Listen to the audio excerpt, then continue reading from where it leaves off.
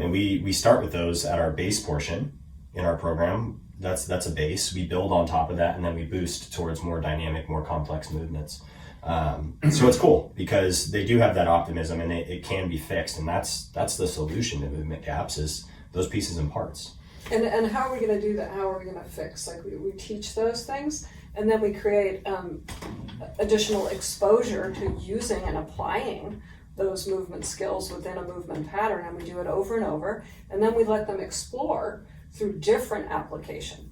So we vary the scenario, we vary the logistics of, you're going to apply strong tree, or you're going to apply footprint in the sand, which would be external rotation of the femur. You're going to do those things in all kinds of ways, but we're going to keep talking about that essential movement skill every time you apply it, even in a whole movement, so that it becomes second nature, and that movement gap is essentially erased.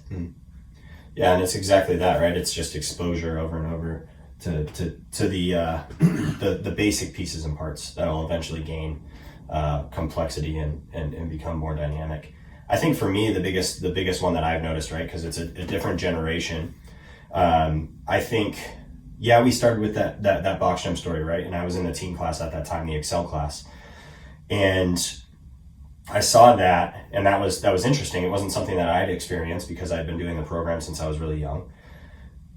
But one of the big pieces I started to see, even from my generation to the next generation, was the inability to hang from a bar, which is also a movement skill, right? Like kids in my generation, whenever we'd go out for recess or go to play, go to the park, anything like that, we were hanging from the monkey bars. We were swinging from one to the next, and that was just kind of part of our day-to-day.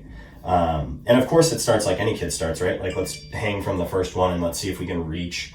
But those things are being skipped over. And I think a lot of that is just due to the society that we have now, where it highlights sport-specific skills and not really that physical literacy that we're after, right? Like, we're always searching for that top-end sport-specific skill, and we're skipping that bottom piece, which is where movement gaps are found.